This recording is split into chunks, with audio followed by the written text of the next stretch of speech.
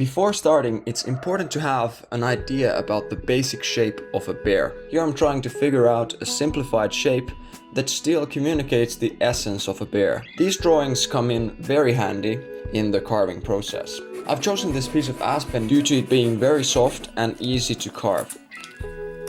The first thing to do is to replicate the drawing on the piece of wood so that I can then more confidently remove bigger pieces with a saw before the whittling part. Here I'm using water to make the wood even softer and therefore easier to carve.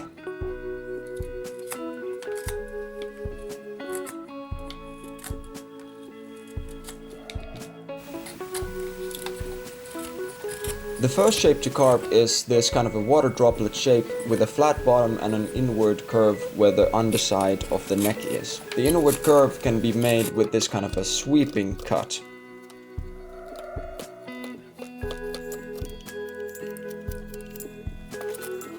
Then I draw the outlines and the shape of the head again to know where to cut next. This is important to do on both sides to achieve symmetry and the right distance between the ears. Then there's a sweeping cut again, however this time it's more aggressive, so it makes sense to alternate the direction of the cut to get a clean finish. You can see here that when I'm pulling towards myself, I'm only pulling by closing my hand so that if the knife slips, it won't slip far. I'm also stopping and switching sides whenever the blade gets stuck to again avoid sudden slipping. Here are even more sweeping cuts to define the curve of the face. The legs are the fastest to make with a saw. A thin slice of softwood like this comes off easily by just wiggling the knife in the saw cuts.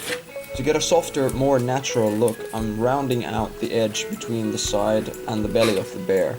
Here I'm making a similar cut as before, except that it's angled inward so that the saw cuts meet and the extra piece of wood comes right off.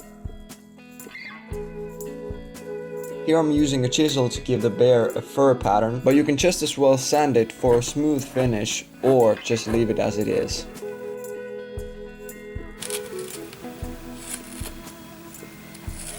Now to the most difficult part, the face. I suggest looking at a variety of online images of bear faces so that you can see each detail from the right angle and get a better understanding of what makes a bear's face. Next, I'll share some easily avoidable mistakes that I made, since at first my bear looked a little too much like a beaver or some other rodent. Try to avoid the following mistakes that can turn your bear into a completely different animal.